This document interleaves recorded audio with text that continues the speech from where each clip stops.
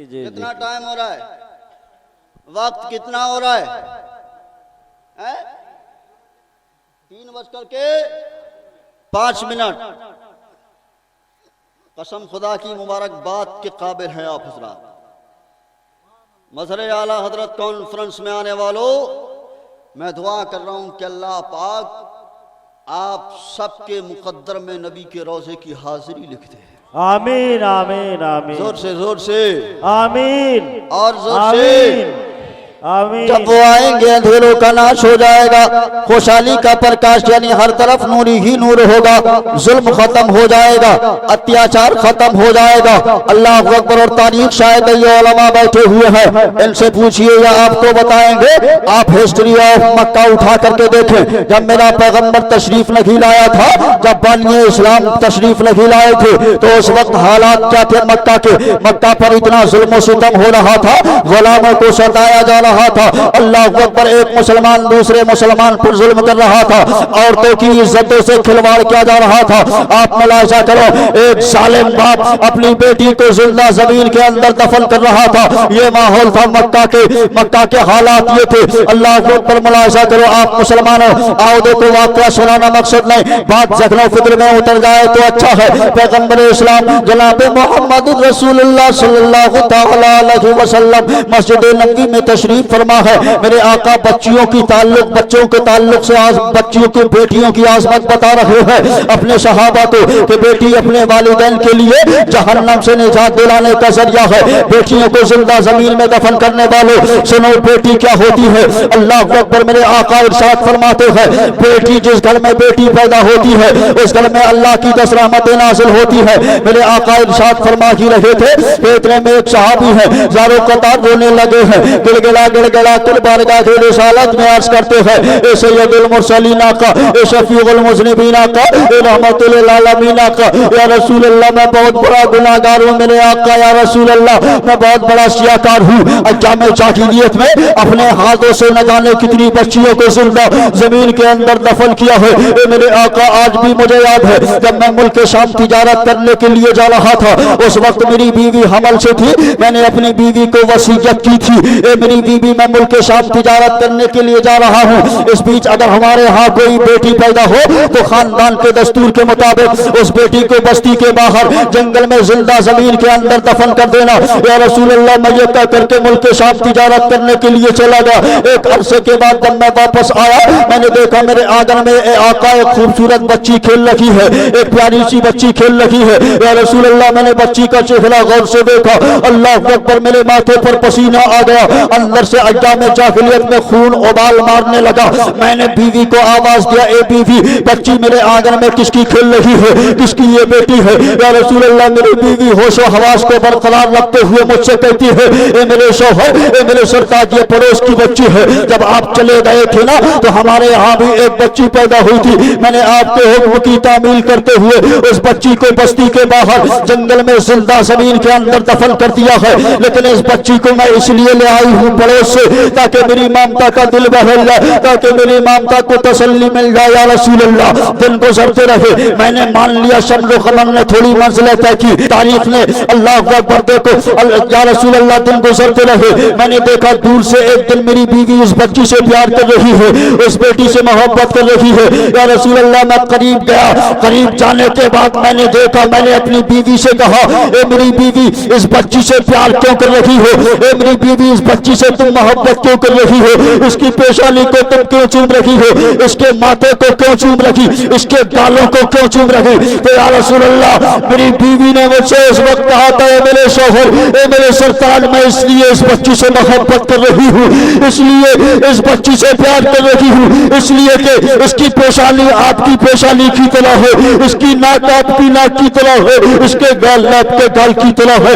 یا رسول اللہ صحابی عرض کرتے میرے آقا میں نے بچی کا چہرہ جب غور سے دیکھا تو دھیرے دھیرے میں بھی اس بچی سے محبت کرنے لگا, میں بھی اس بچی سے پیار کرنے لگا. یا رسول اللہ, ایک دن میں بستر پر لیٹا ہوا تھا, میری وہی بیٹی آتی ہے, میرے سینے پر آ کر کے بیٹھ گئی. یا رسول اللہ, میں نے اس کے بالوں کو سہلانے لگا, اس کے گالوں کو چومنے لگا, اس کی پیشانی پر بوسہ دینے لگا. یا رسول اللہ, اب دور سے میری بیوی نے دیکھا کہ اب باپ بیٹی سے محبت کرنے لگا ہے, اب باپ بیٹی سے پیار کرنے لگا ہے. قریب آئی, میرے پاس آ کر کے کہنے لگی, اے میرے شوہر, اے میرے سرتاج, ایک بات کہیں برا تو نہیں مانیے گا. کہا کہیے نا, کیا بات ہے؟ کہا یہ بچی جو آپ کی گود میں کھیل رہی ہے نا, جس کو آپ پیار کر رہے ہیں, یہ کسی اور کی بیٹی نہیں, یہ تو آپ ہی کی بیٹی ہے. میں نے آپ سے جھوٹ بولا تھا تاکہ آپ اس بچی کو زندہ زمین کے اندر دفن نہ کر دیں. اللہ اکبر. یا رسول اللہ, جب میں نے اتنا سننے کے بعد انجام جاہلیت میں میرا خون ابال مارنے لگا. بچی کا ہاتھ پکڑا, بیوی کو دھکا دیا, بچی کا ہاتھ پکڑا, لیا کدال اور پھاوڑا لے کر کے چلا جنگل کی طرف. رات کی تاریکی ہے, رات کا سناٹا ہے, بچی آگے آگے چل رہی ہے. اے میرے آقا, میں پیچھے پیچھے چل رہا ہوں. رات کا خوفناک ماحول ہے, اگر پتا بھی ہلتا ہے اللہ اکبر تو کلیجہ ہل جاتا ہے. ایسے خطرناک ماحول میں میں آگے آگے, بچی پیچھے پیچھے. ایک مقام پر میں نے بچی کو کھڑا کر دیا اور میں گڈھا کھودنے میں مصروف ہو گیا. یا رسول اللہ, میں گڈھا کھودتا جا رہا, میری بیٹی میرے پاس آئی, میرے کپڑوں پر جو مٹی لگتی اس مٹی کو صاف کرتی اور مجھ سے کہتی, اے ابا آپ گڈھا کیوں کھود رہے؟ اچھا ہم کو معلوم ہے آپ اس لیے نہ گڈھا کھود رہے ہیں کہ ہم کھیل کھیلیں گے, کبھی اس گڈھے کے اندر ہم چھپ جائیں گے تو آپ ہم کو تلاش کیجیے گا, کبھی آپ چھپ جائیے گا تو ہم آپ کو تلاش کریں گے. یا رسول اللہ, میری بیوی مجھ سے کہتی رہی, لیکن انجام جاہلیت میں میرے ماتھے پر جہالت کی پٹی بندی ہوئی تھی. یا رسول اللہ, میری بیٹی مجھ سے کہتی, میری بیٹی جب میں نے گڈھے کو مکمل کر لیا تو یا رسول اللہ میری بیٹی ننھے ننھے قدموں سے, چھوٹے چھوٹے پیروں سے یا رسول اللہ میرے پاس آئی, آ کر کے گڈھے کے اندر کود جاتی ہے اور مجھ سے کہتی, اے ابا چل اب کھیل شروع ہو گیا ہے, اے ابا چل اب کھیل شروع ہو گیا. یا رسول اللہ, میری بیٹی مجھ سے کہتی رہی, لیکن میں نے گڈھے کے اندر مٹی کو ڈالنا شروع کر دیا. مٹی ڈالتا رہا, گڈھے کے اندر مٹی اس سائڈ میں ڈالتا تو بیٹی اس سائڈ میں چلی جاتی. اللہ اکبر. یا رسول اللہ, مختصر یہ کہ میں نے مٹی کو ڈالنا شروع کر دیا اور جب میں نے مٹی کو مکمل, جب مٹی بیٹی کے کمر تک پہنچتی ہے تو یا رسول اللہ میری بیٹی مجھ سے کہتی ہے, رات کے خوفناک جنگل میں, رات کے سنسان بیابان اندھیرے جنگل میں, رات کے بیابان ماحول میں میری بیٹی مجھ سے کہتی ہے, اے ابا اب مجھے ایسا لگ رہا ہے کہ تم مجھے اس سنسان بیابان جنگل میں زندہ زمین کے اندر دفن کر رہے ہو. اے میرے باپ, مجھے ایسا لگ رہا ہے تم مجھے اس خوفناک ماحول میں زندہ زمین کے اندر زندہ زمین کے حوالے کر رہے ہو. لیکن اے میرے باپ, آخر تجھے زندہ زمین میں دفن کرنے سے پہلے بتانا ہوگا کہ آخر میں نے اتنی چھوٹی سی عمر میں کون سا ایسا پاپ کیا ہے, کون سا ایسا گناہ کیا ہے جس کی سزا مجھے یہ مل رہی ہے, گڈھے کے اندر مٹی کے اندر دفن کی جا رہی ہوں. تو یا رسول اللہ, صحابی عرض کرتے ہیں, میرے آقا, میری بیٹی نے جب مجھ سے اتنا کہا تو میری بیٹی نے جب مجھ سے اتنا کہا تو میں نے اپنی بیٹی کو جو جواب دیا تھا وہ جواب یہ ہے کہ اے میری بیٹی, میں جب تو بڑی ہو جائے گی میں تیری شادی کروں گا, میرا کوئی داماد ہوگا, وہ مجھ سے جہیز مانگے گا, میں سماج کے اندر ذلیل سمجھا جاؤں گا.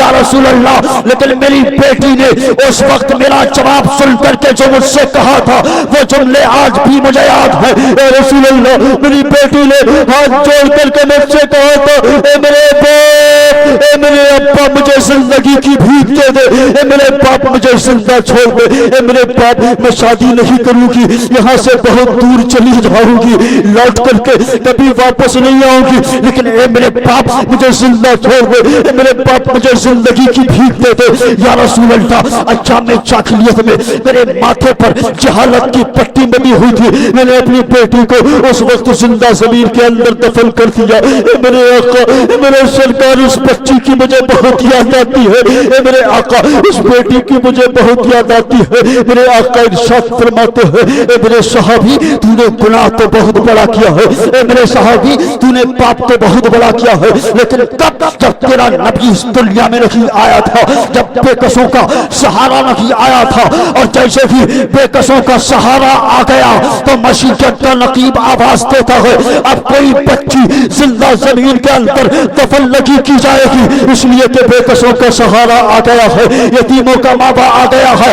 اعلیٰ حضرت تبھی تو فرماتے ہیں غم زدوں کو رضا مستعدی دیتے ہیں, بے کسوں کا سہارا ہمارا نبی سب سے اعلیٰ و اعلیٰ, ہمارا نبی سب سے بالا و بالا, ہمارا نبی کون دیتا ہے دینے کو منہ چاہیے, دینے والا ہے سچا ہمارا نبی. نعرے تکبیر, نعرے تکبیر, نعرے رسالت, نعرے رسالت, مسلک اعلیٰ حضرت, مسلک اعلیٰ حضرت, نعرے تکبیر, نعرے رسالت. سبحان اللہ. مسلمانوں یہ کل کا ماحول تھا جب بانی اسلام تشریف نہیں لائے تھے, ایک اتیاچاری باپ اپنی بیٹی کو زندہ زمین کے اندر دفن کر رہا تھا, لیکن آج تو یہ ترقی یافتہ دور ہے. کل کا انسان جاہل تھا, جہالت کی بنیاد پر یہ کام کر رہا تھا, لیکن میں آج کے اس پڑھے لکھے انسان سے پوچھنا چاہتا ہوں, آج کے اس ترقی یافتہ دور کے انسان سے پوچھنا چاہتا ہوں کہ آج بیٹیوں کی عظمت سے کھلواڑ نہیں کیا جا رہا, کیا آج بیٹیاں نہیں ماری جا رہی؟ ارے کل کا انسان تو بیٹی کو پیدا ہونے کے بعد زندہ زمین کے اندر دفن کر رہا تھا, لیکن آج کا یہ انسان پڑھا لکھا اتنا ظالم ہے بیٹی کو پیدا ہونے ہی نہیں دے رہا ہے. ڈاکٹر سے ملتا ہے, سونوگرافی کے ذریعے الٹرا ساؤنڈ کے ذریعے ماں پیٹ کے اندر پتہ کر لیتا ہے بیٹا ہے یا بیٹی ہے, بیٹا یا بیٹی. اگر بیٹی ہوتی ہے تو اس کو کانٹوں سے اندر ہی اندر مروا دیا جاتا ہے, پیدا ہونے ہی نہیں دیا جاتا ہے. بیٹیوں کی پیدائش پر منہ لٹکانے والوں سنو, میرے آقا فرماتے ہیں جس گھر میں بیٹی پیدا ہوتی ہے اس گھر میں اللہ کی 10 رحمتیں نازل ہوتی ہیں. آقا فرماتے ہیں اگر کسی کے یہاں 3 سال کی بیٹی ہے, ماں باپ دونوں مصائب و آلام سے دو چار ہیں, دعائیں قبول نہیں ہو رہی ہیں, تو ماں باپ کو چاہیے کہ اس چھوٹی سی بیٹی کو بیچ میں بٹھا کر کے بارگاہ مولا میں دعا کرے کہ مولا اس بچی کے توسل سے میری دعا کو قبول کر لے. اللہ دعائیں قبول کر لیتا ہے. آقا بیٹی سے کتنا پیار, آقا کی بیٹی ہیں سیدہ طیبہ طاہرہ عابدہ زاہدہ حضرت فاطمہ الزہرا میرے نبی کی مقدس بیٹی ہیں. آقا ارشاد فرماتے مجھے دنیا کی 3 چیزیں بہت پسند ہیں. نمبر 1 عورتیں, اور عورتوں میں اگر مجھے سب سے زیادہ کسی سے پیار ہے تو وہ میری بیٹی فاطمہ الزہرا ہے. فاطمہ الزہرا آقا کریم صلی اللہ علیہ وسلم گھر کے اندر بستر نبوت پر تشریف فرمائے, بیٹی سسرال سے آتی ہے, فاطمہ دہلیز میں قدم رکھتی ہے. آقا نے بیٹی کو دیکھا, دیکھنے کے بعد نبوت کا تاجدار جس کے سر پر ہے وہ پیغمبر اسلام بیٹی کو دیکھ کر کے کھڑا ہو جاتا ہے, 3-4 قدم آ کر کے آگے چل کر کے بیٹی کو اپنے سینے سے لگا لیتا ہے. اے بوڑھے باپو, اگر تم نے ایسا کبھی نہیں کیا ہے تو آپ کی بیٹی اگر سسرال سے آتی ہے تو آپ ایسا کر لینا, نبی کی سنت پر عمل بھی ہو جائے گا, بیٹی کی محبت میں اضافہ بھی ہو جائے گا. اچھا بڑا المیہ ہے، دوسرا رخ ملاحظہ کریں، بیٹیوں کو آخر اتنا ظلم کیوں ہو رہا ہے؟ اس لیے کہ میری قوم کا جوان 3-3 4-4 5-5 لاکھ روپیہ جہیز کا مطالبہ کر رہا ہے۔ غریب باپ ہے، غریب باپ ہے، رکشہ چلاتا ہے، آٹو چلاتا ہے، نہیں وہ ناتوا ہے، کمزور ہے، محنت نہیں ہو رہی ہے، کیسے دے گا؟ کیسے دے گا؟ اے مانگنے والوں، بیٹیوں کی باپ سے مانگنے والوں،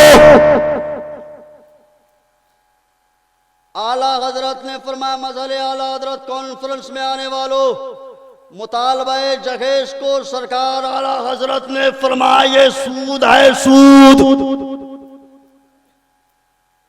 اور سود وہ گناہ ہے۔ یہ علماء بیٹھے، سود کتنا بڑا گناہ ہے ان سے پوچھئے۔ اعلیٰ حضرت سود فرما رہے ہیں کس کو؟ جو جہیز کا مطالبہ کرتا ہے، 3-3 4-4 5-5 لاکھ روپیہ، غریب باپ ہے، بوڑھا باپ ہے، پوری دنیا چین سے سو رہی ہے، لیکن یہ غریب بوڑھا باپ رات کے 12 بجے کے بعد میں بستر پر کروٹیں لیتا ہے، اس کو نیند نہیں آ رہی ہے، اس لیے کہ اس کی جوان بیٹی ہے۔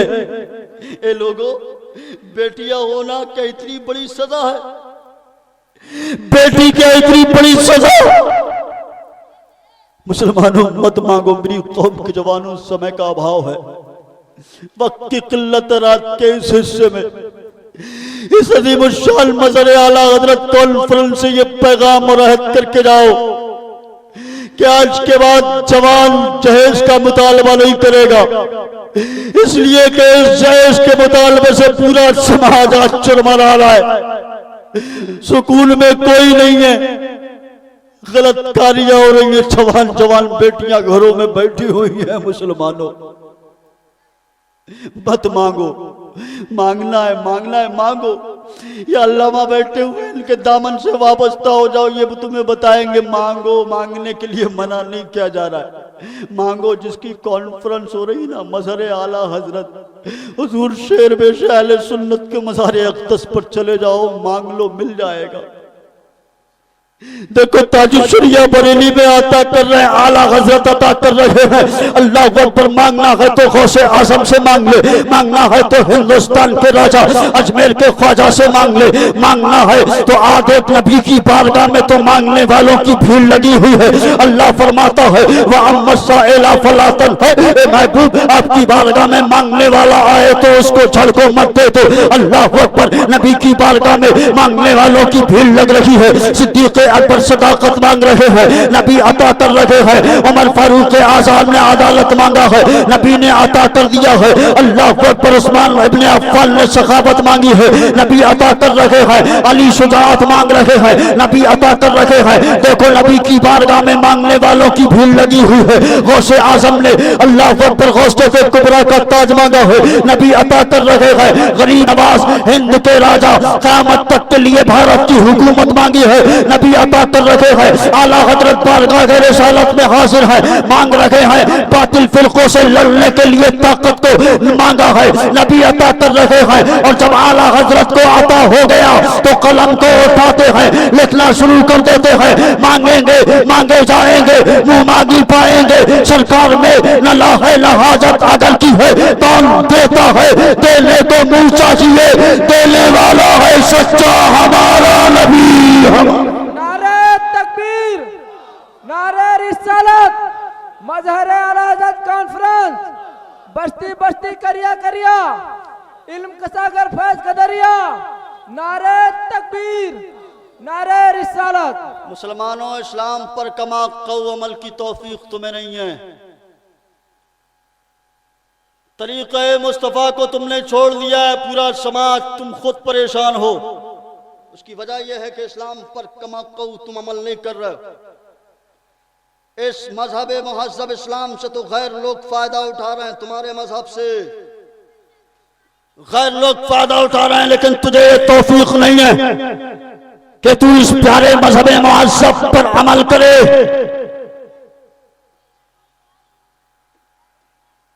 تمہارے مذہب کو آج پوری دنیا فالو کر رہی ہے مسلمانوں. ایک مثال دے کر کے میں آپ کو بنانا چاہتا ہوں کہ کس بنیاد پر میں نے اتنا بڑا چیلنج کیا ہے. مثالیں بہت ساری ہیں. دیکھو آؤ دیکھو اسلام پر دنیا کیسے عمل کر رہی ہے. موذی جانور کے تعلق سے اسلام کا قانون ہے کہ تکلیف دینے والے جانوروں کو تکلیف دینے سے پہلے مار دو. اور سارے دھرم کہتے ہیں مارنے کا حق آپ کو نہیں ہے، جینے کا حق ہر کسی کو ہے، لہذا آپ کو کوئی حق نہیں پہنچتا کہ آپ کسی کو مارے.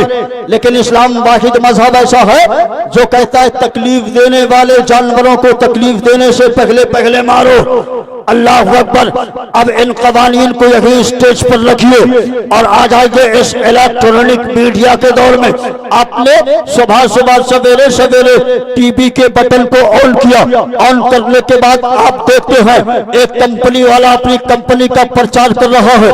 یہ یوریا کھاد ہے، اس کو لے کر کے جاؤ اپنی کھیتی باڑی میں ڈال دو تاکہ کیڑا مکوڑا نقصان دینے سے پہلے مر جائے. یہ کالا ہٹ ہے، اس کو لے کر کے جاؤ اپنے گھروں کی درو دیوار کے سائیڈ میں چھڑک دو تاکہ مچھر نقصان دینے سے پہلے مر جائے. یہ چوہا مارنے کی دوا، یہ چھپکل مارنے کی دوا، اس کو لے کر کے جاؤ تاکہ چوہا اور چھپکل نقصان دینے سے پہلے مر جائے. ٹی وی پر بولنے والا حضرت علامہ معراج الحسن نہیں، ٹی وی پر بولنے والا جناب حسیب اللہ نہیں، ٹی وی پر بولنے والا زیال مصطفیٰ حشمتی نہیں، ٹی وی پر بولنے والا سبھا سنچالک شاہد رضا بنارسی نہیں، ٹی وی پر بولنے والے جامع معقول و منقول نہیں، ٹی وی پر بولنے والا کوئی مسلم نہیں. ایک غیر مسلم اور غیر مسلم وہ مصطفیٰ کا قانون نبی کی حدیث پیش کر کے پوری دنیا کو یہ پیغام دیتا ہے. اے دنیا والوں سنو پیغام ہے نبی کا، یہ پیغام رہے گا دنیا میں فقط مذہب اسلام رہے گا.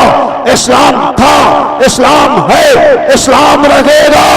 قرآن تھا، قرآن ہے، قرآن رہے گا.